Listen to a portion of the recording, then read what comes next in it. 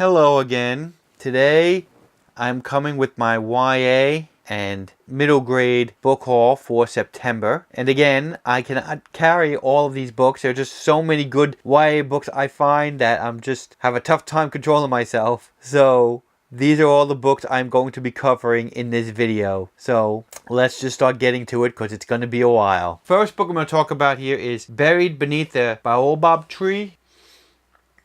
Let me read the description here. On April 14, 2014, Boko Haram kidnapped 276 girls. Some managed to escape, many are still missing. A new pair of shoes, a university degree, a husband, these are the things that a girl dreams of in a Nigerian village. A girl who works hard in school and to help her family. A girl with a future as bright as live coals in the dark. And when a government scholarship right around the corner, everyone, her mother, her 5 brothers, her best friend, her teachers, can see that these dreams aren't too far out of reach. Even if the voices on Papa's radio tell more fearful news than tales to tell by moonlight. But the girl's dreams turn to nightmares when her village is attacked by the Boko Haram, a terrorist group in the middle of the night. Kidnapped, she is taken with other girls and women into the forest where she is forced to follow her captor's radical beliefs and watch as her best friend slowly accepts everything she's been told. Still, the girl defends her existence. As impossible as escape may seem her life, her future is hers to fight for. Based on the experiences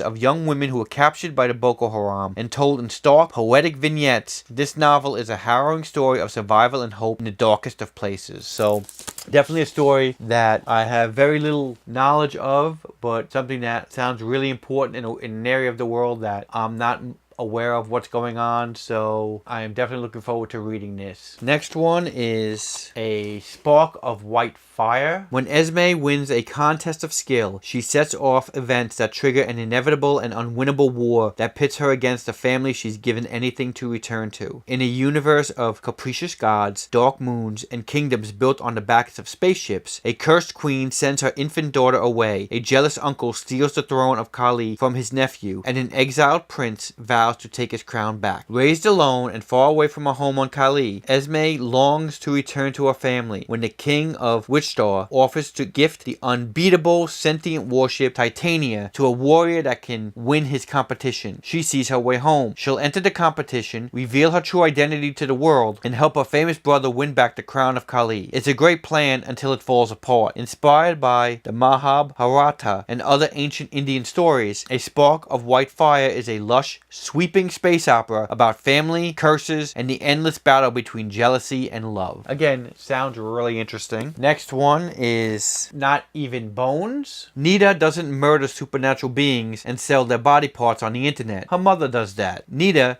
just dissects the bodies after they've been acquired, until her mom brings home a live specimen and Nita decides she wants out. Dissecting a scared teenage boy is a step too far, but when she decides to save her mother's victim, she ends up sold in his place, because Nita herself isn't exactly human. She has the ability to alter her biology, a talent that is priceless on the black market. Now, on the other side of the bars, if she wants to escape, Nita must ask herself if she's willing to become the worst kind of monster. Dexter meets this savage song in this dark fantasy, the first in a trilogy from debut author Rebecca Schaeffer. Again, sounds really interesting. Next one is The Lantern's Ember. Ember O'Dare has a secret. She's a natural-born witch. From an early age, she's had a knack for crafting potions and felt an indescribable pull to the ancient bridge in her town of Hallowell. Little does Ember know, the bridge is a gateway to the otherworld, a realm crawling with fiendish beasts, and Jack, an ever-vigilant watchman, is committed to keeping meddlesome mortals away. His task is simple, or it would be if he weren't falling for the very witch he's trying to keep out. Undeterred by Jack's warnings, Ember crosses into the Forbidden Plain and sets off a chase through a world beyond her wildest imaginings. Now Jack must do everything in his power to rescue his true love before both our earthly and unearthly worlds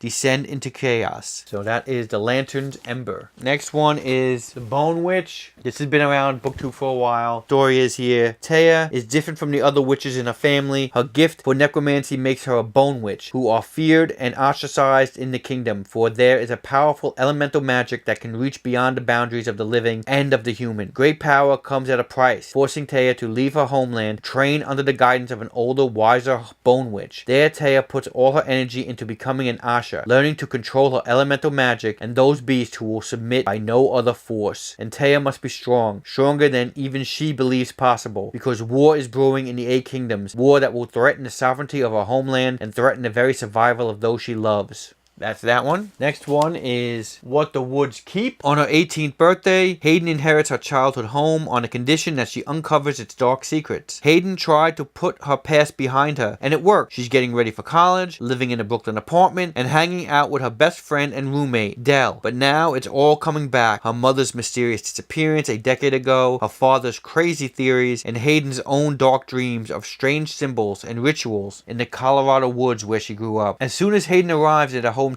Dell in tow, it begins. Neighbors whisper secrets about Hayden's mother. The boy next door is now all grown up in a very distracting way, and Hayden feels the trees calling to her to discover something incredible that threatens reality itself. That is that story. Next one is one of my most anticipated books that's coming out, which is the sequel to Warcross, which is Wildcard by Marie Lu. I'm not going to really go into it too much. Warcross was about a game in virtual reality, and Amika was a hacker who wound up getting sucked into the game.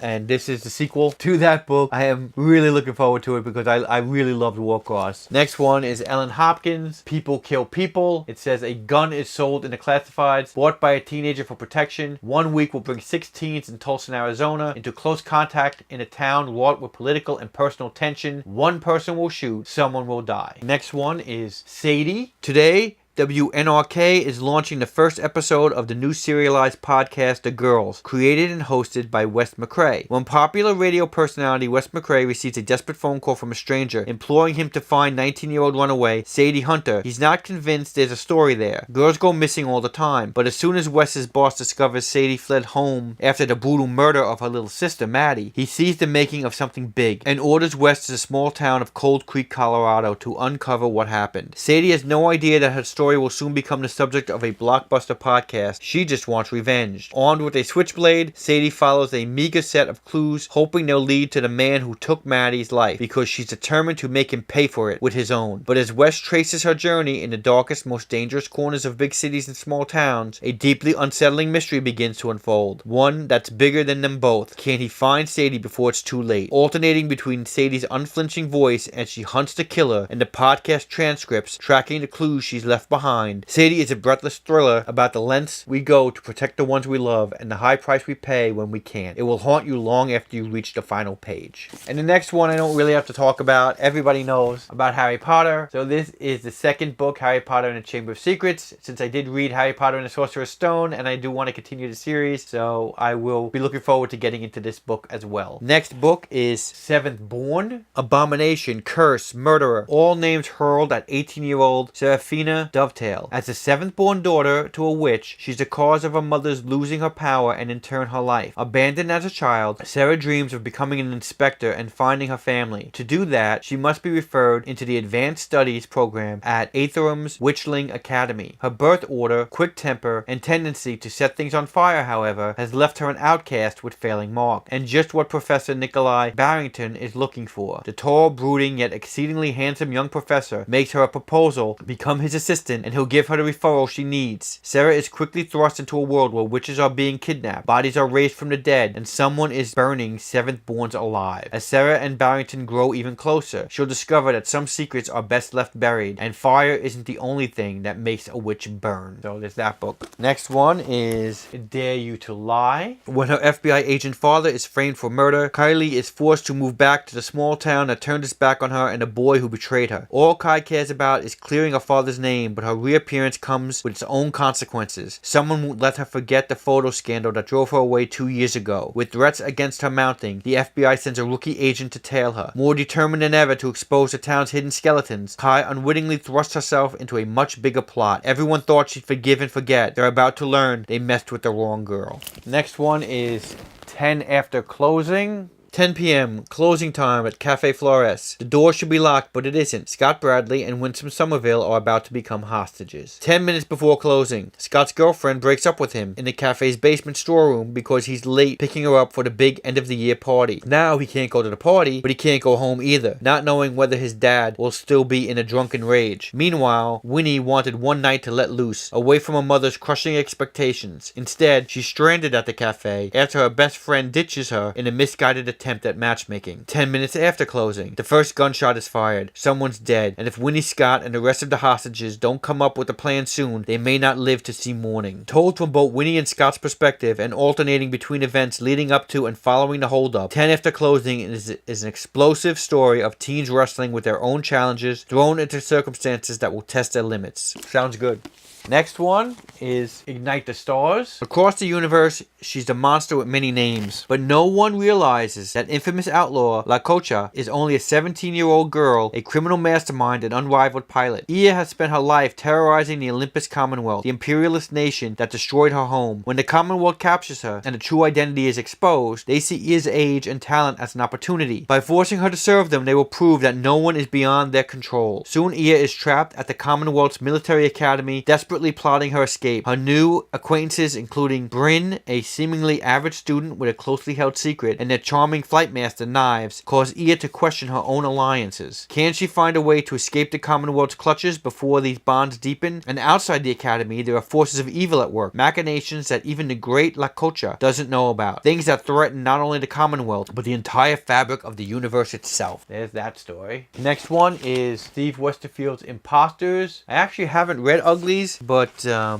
decided to pick this series up. Live your own life. Frey and Raffi are inseparable, two edges of the same knife, but Frey's very existence is a secret. Frey is Raffi's twin sister and her body double. Their powerful father has many enemies, and the world has grown dangerous as the old order falls apart. So while Raffi was raised to be a perfect daughter, Frey has been taught to kill. Her only purpose is to protect her sister, to sacrifice herself for Raffi if she must. When her father sends Frey in Raffi's place as collateral in a precarious deal, she becomes the perfect imposter.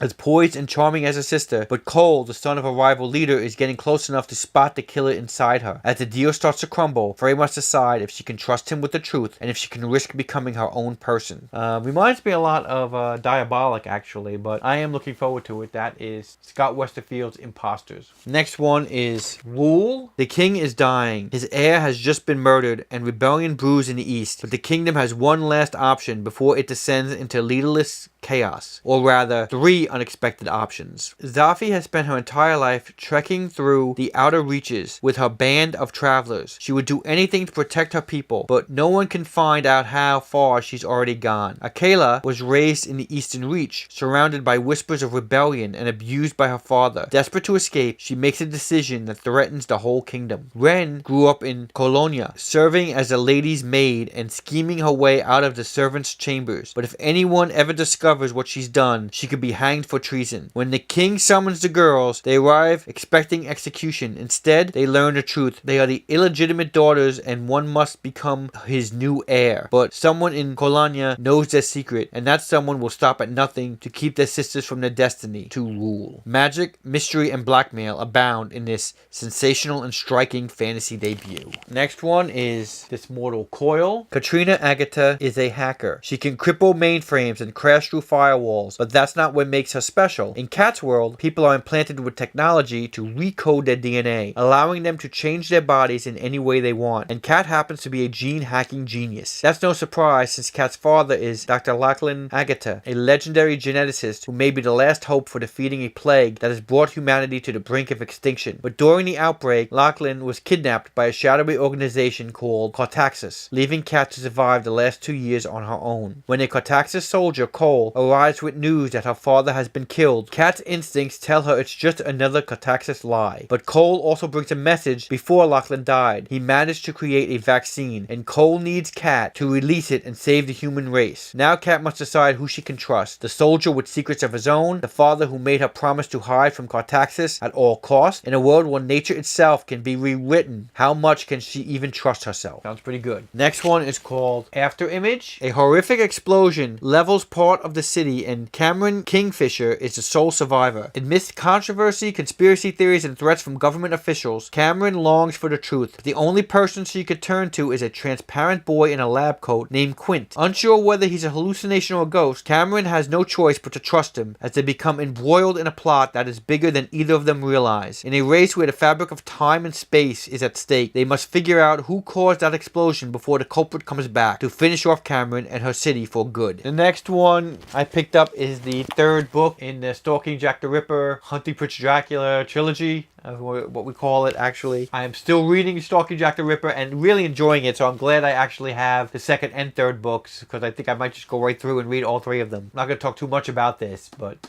looking forward to it. Another book that's been talked about on BookTube a lot that I finally picked up, An Ember in the Ashes. I think this has been talked about enough on BookTube. I don't have to really go deep into it. I've heard a lot of good things. I am looking forward to this series, seeing if I really enjoy it. An Ember in the Ashes. And the last one here is Strange Grace. Long ago, a village made a bargain with the devil. To ensure their prosperity, when the slaughter moon rises, the village must sacrifice a young man to the depths of the devil's forest. Only this year, the slaughter moon has risen early. Bound by duty, secrets, and the love they share for one another, Marwyn, a spirited witch, Run, the expected saint, and Arthur, a restless outcast, will each have a role to play as the devil demands a body to fill this bargain. But the devil these friends find is not the one they expect, and the lies they uncover will turn their town and their heart inside out. And that is my YA book haul for the month of September. Another large book haul. There are just so many good books I see that I just have a tough time deciding, so I just want to buy them all. I don't know how I'll be able to read most of these books, but they all sound really good. Let me know any of these books that you've bought or that you want to buy after listening to this description. And like always, thanks again for watching. Please like, comment, and subscribe, and I hope to see you soon. Bye.